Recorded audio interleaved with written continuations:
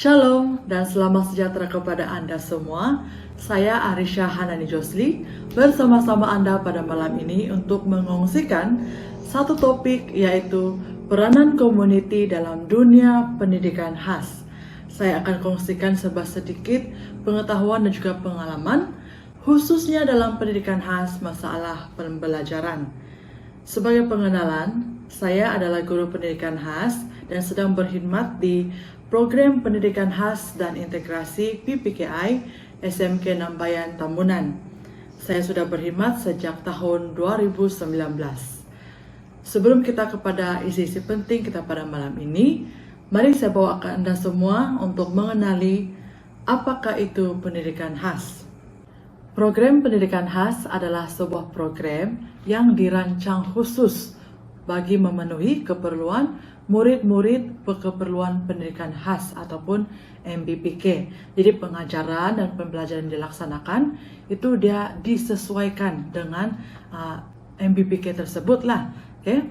Jadi pendidikan khas ini adalah pendidikan yang diberikan kepada MBPK dalam 3 settings ataupun option persekolahan, yaitu yang pertama sekolah pendidikan khas, yang kedua program pendidikan khas dan integrasi PPKI, dan yang ketiga adalah program pendidikan inklusif. Jadi secara ringkasnya lah kan, sekolah pendidikan khas ini dijalankan di sekolah khas, tidak bercampur dengan murid-murid arus perdana. Okay? Bagi program pendidikan khas dan integrasi pula adalah kelas khas yang dijalankan di sekolah yang ada arus perdana, sekolah biasa, tapi ada kelas khas yang dipanggil PPKI. Jadi PPKI ini adalah untuk semua MBPK ataupun murid berkeperluan pendidikan khas. Dan yang satu lagi pula yaitu program pendidikan inklusif. Ini pun dijalankan di sekolah yang ada arus perdana ataupun sekolah biasa. Jadi yang membezakannya dengan PPKI adalah untuk program pendidikan inklusif MBPK, dia belajar bersama-sama di kelas yang sama dengan murid-murid arus perdana. Itu adalah 3 settings ataupun option persekolahan untuk pendidikan khas. Okay? Seterusnya kita akan lihat apakah pula maksud murid berkeperluan pendidikan khas. Jadi murid berkeperluan pendidikan khas ini ataupun MBPK adalah murid yang diperlakukan oleh pengamal perubatan ataupun ahli optik, ahli audiologi ataupun ahli psikologi, tidak kiralah dari swasta ataupun kerajaan, yang memperlakukan bahwa murid tersebut ada ketidakupayaan pendengaran ataupun ketidakupayaan penglihatan, ketidakupayaan pertuturan, ketidakupayaan fisikal, masalah pembelajaran ataupun gabungan ataupun kombinasi antara itulah. Oke? Dan seterusnya, mungkin Anda ingin tahu apakah requirement anak-anak untuk masuk ke aliran pendidikan khas ataupun masuk ke sekolah pendidikan khas. Jadi yang pertama adalah anak-anak tersebut perlulah ada kad OKU ataupun kad orang kurang upaya. Dan yang kedua adalah murid tersebut seboleh-bolehnya, sebaik-baiknya boleh menguruskan diri sendiri. Sebagai contoh, boleh pergi ke tandas sendiri. Seterusnya saya akan kongsikan bagaimana pembelajaran dan pengajaran dijalankan di pendidikan khas, khususnya program pendidikan khas dan integrasi masalah pembelajaran sekolah menengah. Oke. Jadi pertama sekali apabila MBPK ini naik tingkatan 1, maksudnya dari sekolah rendah pergi ke sekolah menengah, pertama sekali yang kami akan jalankan adalah ujian diagnostik. Ujian diagnostik ini adalah untuk mengukur tahap keupayaan ataupun kemahiran murid-murid ini dalam 3M, yaitu yang pertama menulis, membaca, dan juga mengira. Jadi hasil daripada ujian diagnostik ini akan membantu kami untuk membahagikan mereka kepada 2 kelas, yaitu kelas kefungsian rendah dan juga kelas kefungsian sederhana. Jadi untuk kelas kefungsian rendah ini bermaksud MBPK dalam kelas ini masih belum menguasai 3M. Dan satu lagi, mereka ini masih memerlukan bantuan dalam menguruskan diri. Jadi untuk mereka ini kita ajarkan kepada mereka dalam 3M tadi itulah, untuk membantu mereka menguasai 3M itu, dan juga pengurusan diri kita akan bantu, dan juga kita akan ajar kemahiran manipulatif, yaitu subjek yang akan membantu mereka untuk meningkatkan tahap motor halus mereka, tahap koordinasi mata dan badan. Oke. Selain itu, kelas kefungsian rendah juga kita tawarkan kemahiran asas vokasional. Sebagai contoh, asas jahitan dan juga asas masakan.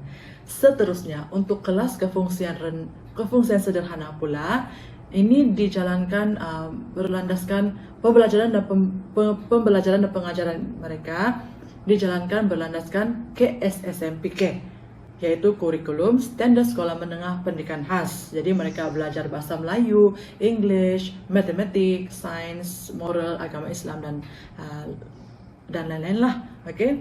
Jadi mereka ini juga daripada kelas kefungsian sederhana ini juga kami akan dapat lihat beberapa MBPK yang berpotensi untuk inklusif.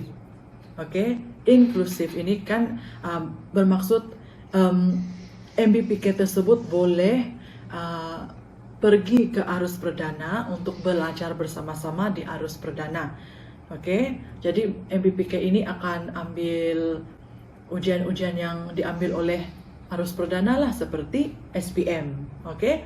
Tapi MBPK ini yang diinklusifkan ini hanya akan mengambil subjek-subjek teras lah. Dan seterusnya, untuk murid-murid kita, murid-murid pendidikan khas, apabila mereka mencecah 16 tahun, kita akan tawarkan kepada mereka untuk sama ada mereka mau melanjutkan pelajaran di college vokasional.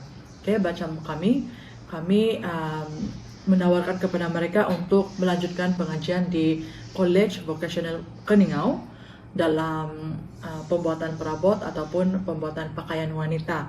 Oke, jadi beberapa MBPK yang layak akan teruskan pengajian mereka di college vocational lah. Oke, bagi MBPK yang lain pula, mereka sebenarnya dari mereka masuk tingkatan 1 lagi, kita akan jalankan satu pentaksiran alternatif sekolah menengah ataupun dipanggil PASM. Jadi PASM ini akan dijalankan mengikut ada pelbagai lah program di sana, seperti program jamuan, program buku nilam, program nilam, program main bowling. Jadi dari sana kita akan taksir mereka. Jadi dia ada pelbagai lah sebenarnya, skop dia besar. Jadi PASM ini adalah alternatif kepada SPM. Maksudnya MBPK yang tidak dapat ambil SPM, mereka boleh menggunakan sijil PASM ini sebagai alternatif mereka. Jadi dengan kata lain, PASM nih, sijil PASM nih dengan SPM boleh dikatakan setaraf lah. Oke. Jadi ini memberi peluang sebenarnya kepada MBPK kita untuk menggunakan sijil tersebut sebagai rujukan ataupun sijil mereka lah untuk mencari kerja selepas mereka sudah menghabiskan persekolahan. Oke. Setelah itu, sebenarnya dalam pendidikan khas kita juga ada jalankan kemahiran vokasional spesifik. Seperti di sekolah kami ada kemahiran vokasional spesifik pembuatan pastry. Di sekolah lain mungkin ada pembuatan roti ataupun penyediaan makanan. Jadi itu boleh membantu MBPK kita untuk mendapatkan sijil kemahiran Malaysia SKM modular. Jadi ini mereka boleh gunakan untuk mendapatkan sijil SKM yang seterusnya lah. Oke. Jadi itu adalah bagaimana pembelajaran dan pengajaran dilaksanakan dan juga pentaksiran yang dijalankan untuk pendidikan khas. Baiklah, mari kita teruskan kepada isi-isi penting kita pada malam ini. Sebagaimana yang kita maklum, malam ini topik yang dibawakan adalah peranan community dalam dunia pendidikan khas. Jadi saya ingin huraikan peranan community dari segi 3 pihak, yaitu peranan ibu bapa, peranan masyarakat, dan juga peranan khusus oleh community gereja itu sendiri. Jadi kita pergi yang pertama ya. Apakah peranan ibu bapa? Ini sebenarnya ibu bapa murid berkeperluan pendidikan khas ataupun penjaga mereka lah. Oke. Jadi sebenarnya peranan ataupun penglibatan ibu bapak kepada murid perguruan pendidikan khas ini adalah amat penting. Oke, mengapa? Karena ibu bapak atau penjaga ini adalah individu yang sudah bersama-sama dengan anak-anak ini sejak lahir, sejak dulu lagi. Oleh itu, mereka mempunyai pengetahuan ataupun pengenalan yang banyak mengenai anak-anak mereka. Jadi mereka boleh tahu apakah tahap kemahiran pengurusan diri anak mereka boleh tahu tahap pra-akademik mereka, mobility, ataupun juga bagaimana anak-anak mereka selesa berkomunikasi. Dan ada satu lagi maklumat yang sangat penting, yaitu ibu bapak tahu apakah perkara-perkara yang boleh mencetuskan tantrum untuk anak-anak dorang. Oke. Jadi sepatutnya ibu bapak ini terus mengadakan hubungan yang erat dan rapat dengan pihak sekolah ataupun dengan guru-guru pendidikan khas. Karena maklumat yang sudah saya sebutkan sebentar tadi itu adalah sebenarnya maklumat yang sangat penting dalam kami membimbing ataupun mengajar anak-anak Anda di sekolah. Oke. Lagi pula hubungan yang erat antara ibu bapak dan juga pihak sekolah ini akan dapat membantu mengukuhkan lagi lah pembelajaran anak-anak Anda, anak-anak mereka. Oke, apa yang mereka belajar di sekolah mereka boleh aplikasikan di rumah. Oke, dan juga selain itu ibu bapak MBPK berperanan untuk cari tahu, ambil tahu apakah minat dan juga kekuatan anak-anak mereka. Dan bila mereka sudah dapat tahu, sila dorong anak-anak Anda dan bimbing anak Anda, di samping memberikan peluang untuk mereka ke latihan ataupun kelas yang relevan dengan minat mereka ataupun potensi mereka lah. Oke. Seterusnya, ibu bapak ini juga, karena anak-anak melihat ibu bapak almost all the time kan, jadi ibu bapak berperanan untuk menjadi role model. Oke. Menjadi model tingkah laku kepada anak-anak mereka, supaya anak-anak mereka tahu apa yang betul ataupun salah. Oke, mungkin proses ini adalah sedikit lambat kepada anak-anak yang istimewa, tetapi diharapkan ibu bapak atau penjaga terus bersabar, karena perkara yang dijalankan secara rutin atau berkali-kali itu akan membantu anak-anak MBPK ini untuk ingat, untuk ingat dan juga praktikkan sendiri, praktikkan juga dalam kehidupan mereka sendiri, Jadi selain itu, ibu bapak berperanan untuk memberikan didikan agama. Sebagai contoh, kita bawa mereka ke sekolah minggu, bawa mereka ke ibadah-ibadah di gereja. Keluarga, dalam satu keluarga itu boleh bawa sama-sama baca firman Tuhan, berdoa, walaupun mungkin pada mulanya agak sukar untuk mereka faham, tapi apabila itu dijadikan satu rutin, murid-murid nih memang boleh ingat, boleh paham apa yang baik, apa yang buruk. Jadi didikan agama itu sangat-sangat penting ya ibu bapak. Dan seterusnya, ibu bapak ini juga saya ingin ajak Anda untuk mengambil tahu lebih banyak maklumat atau pengetahuan mengenai anak-anak Anda, mengenai mungkin anak Anda didiagnos dengan autisme ataupun dengan ADHD ataupun Down syndrome atau masalah pembelajaran. Jadi Anda bertanggung jawab, ada tanggung jawab untuk tahu lebih lanjut lagi tentang apakah yang dialami oleh anak-anak Anda. Ini adalah untuk membantu Anda sendiri, supaya bagaimana Anda tahu dan lebih paham bagaimana untuk mengendalikan anak-anak Anda, bagaimana untuk berkomunikasi dengan baik dengan dorang. Seterusnya, ibu bapak juga berperanan untuk mendapatkan bantuan counseling ataupun bantuan dari segi terapi, maksudnya menghantar anak-anak kepada terapi lah, terapi pertuturan ataupun terapi cara kerja. Kalau boleh seawal yang boleh, early intervention lah. Seterusnya, ibu bapak Anda boleh bergaul rapat dengan ibu bapak MBPK yang lain.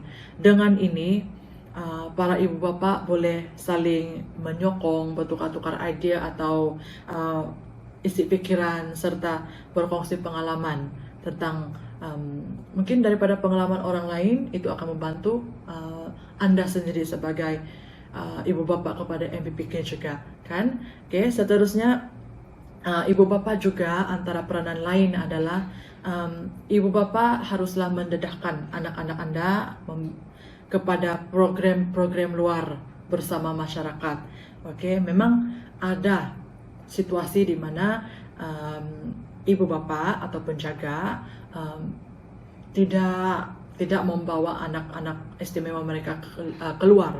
Oke, tapi sebenarnya pendedahan ini adalah satu cara yang baguslah, cara yang baik untuk mendedahkan anak-anak, dapat meningkatkan orang punya kemahiran berkomunikasi dan dapat melatih mereka untuk tidak takut, melatih mereka untuk juga dapat menguruskan diri mereka dalam segi sosial juga. Oke, apakah pula peranan masyarakat ataupun pihak luar seperti badan kerajaan ataupun badan bukan kerajaan dalam pendidikan khas? Mari kita lihat sama-sama. Baiklah, bagi badan kerajaan ataupun badan bukan kerajaan yang berkenaan, mereka boleh memberikan khidmat, nasihat, bimbingan atau membantu dalam spread awareness ataupun memberikan kesedaran dan pendedahan kepada orang ramai mengenai pendidikan khas, mengenai orang kurang upaya ataupun mungkin mengenai murid berkeperluan pendidikan khas. Oke, selain itu mereka juga boleh memberikan khidmat nasihat dan sokongan kepada keluarga dan ibu bapak yang mempunyai anak-anak istimewa.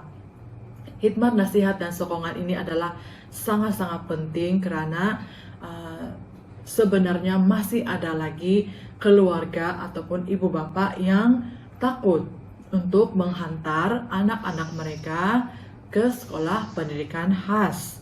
Oke, mungkin masalah ini terjadi karena kurangnya pemahaman terhadap pendidikan khas ataupun kurangnya pemahaman terhadap apa keupayaan anak-anak istimewa mereka itu. Jadi badan bukan kerajaan ataupun badan kerajaan yang berkenaan boleh membantu dalam memberikan mereka input yang penting, memberikan mereka sokongan, bimbingan mengenai hal-hal seperti ini.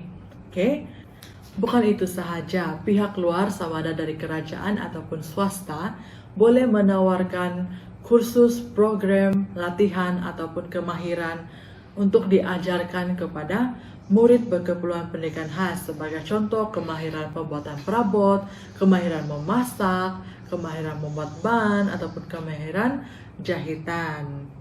Oke, sebenarnya anak-anak istimewa ini ada banyak potensi. Di samping itu, pihak luar juga boleh membantu memberikan terapi pertuturan, terapi cara kerja ataupun terapi fisikal kepada murid berkeperluan pendidikan khas. Terakhir sekali, kita lihat apakah pula peranan yang boleh dilaksanakan oleh pihak gereja ataupun community di gereja.